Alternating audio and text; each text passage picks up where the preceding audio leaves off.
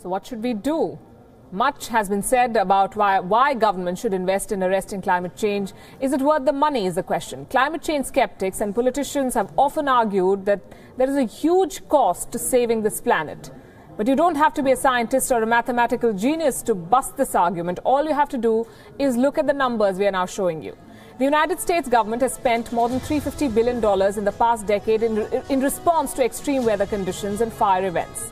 In other words, $350 billion is the kind of money that has been spent to deal with the fallout of climate change. In contrast, what were they being asked to contribute to fight climate change? $3 billion. $350 billion versus $3 billion.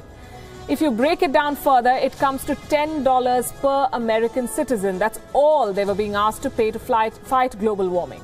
It defies logic, but the US government under Donald Trump has refused to contribute to the Green Climate Fund, which was set up after the Paris Climate Accords.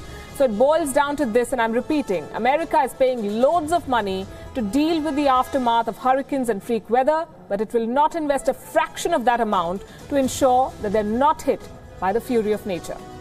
The government is spending $180 billion, I'm talking about the US government still, $180 billion for the recovery efforts after Hurricane Harvey in Texas.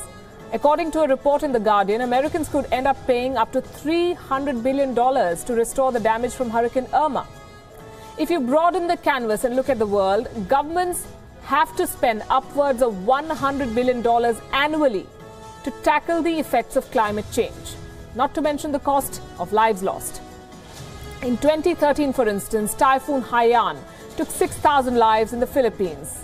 It was still hesitant to come and join the climate accord. Ultimately, Manila did decide to ratify that accord in March last year. The United Kingdom is another example. It stands by the Paris Accord. Sure enough, it ended up suffering an economic loss of more than $1 billion. The UK will contribute $1.2 billion to save the climate annually.